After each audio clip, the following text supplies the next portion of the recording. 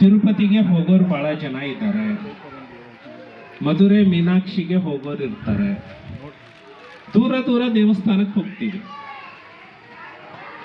ದೇವಸ್ಥಾನಕ್ಕೆ ಹೋದ ಮೇಲೆ ಇಲ್ಲಿಂದ ತಿರುಪತಿ ಇರಬಹುದು, ಇಲ್ಲಿಂದ ಧರ್ಮಸ್ಥಳ ಮಧುರೆ ಇರಬಹುದು, ಇಲ್ಲಿಂದ ಅಯೋಧ್ಯೆ ಇರಬಹುದು. ದೇವ್ರ ಮುಂದೆ ಹೋದ ತಕ್ಷಣ ಕೈ ಮುಗಿದು ಕಣ್ಣು ಮುಚ್ಕೊಳ್ತೀವ ಇಲ್ಲೋ? ಕಣ್ಣು ಮುಚ್ಕೊಳ್ಳೋದಿದ್ರೆ ಅಷ್ಟು ದೂರ ಯಾಕೆ ಹೋಗ್ಬೇಕು? ನಾವು ದೇವಸ್ಥಾನ ಇರ್ಲಿ, ದೂರದ ದೇವಸ್ಥಾನ ಇರ್ಲಿ, ಹೋದ ತಕ್ಷಣ ಕಣ್ಣು ಮುಚ್ಕೊಳ್ತೀವಲ್ಲ,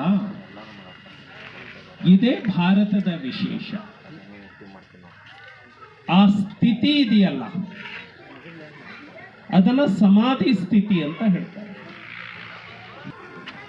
ಆ ಸ್ಥಿತಿಯನ್ನ ಮುಟ್ಲಿಕ್ಕೆ ನಮ್ಮ ಹಿರಿಯರು ದೈವಿಕ ಧಾರ್ಮಿಕ ಶ್ರದ್ಧಾ ಕೇಂದ್ರಗಳನ್ನ ಮಾಡುವಂತಹ ಪರಂಪರೆಯನ್ನು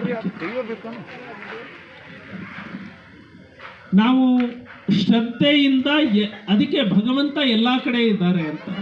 ಕನಕದಾಸರಿಗೆ ಯಾರು ನೋಡದಂತೆ ಬಾಳೆಹಣ್ಣು ತಿಂದು ಬಾ ಅಂದಾಗ ಭಗವಂತ ಎಲ್ಲಾ ಕಡೆ ಇದ್ದಾನೆ, ಹೆಂಗೆ ಭಗವಂತನ ಕಣ್ಣು ತಪ್ಪಿಸ್ಲಿ ಅಂತೇಳಿ ಅವರಿಗೆ ಬಾಳೆಹಣ್ಣು ತಿನ್ನೋ ಜಾಗನೇ ಸಿಗಲಿಲ್ಲ.